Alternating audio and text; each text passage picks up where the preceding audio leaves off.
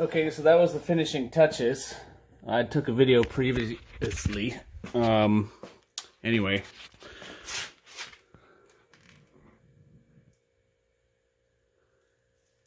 There's a tiny bit of a gap here and there, but holy shit, you should have seen it before. It was dead flat, so it was coming up about, oh, I'd say 3/16 there and 3/16 there, which was pretty ugly. So yeah, just a little tip for retrofitting these rod holders onto a kayak. Worked for me. Be careful, take your time. Biggest thing, you don't want to try and heat up that plastic too quickly. It'll just melt the surface. So you want to heat it up slowly so it becomes malleable. Anyway, I hope this helps someone out there.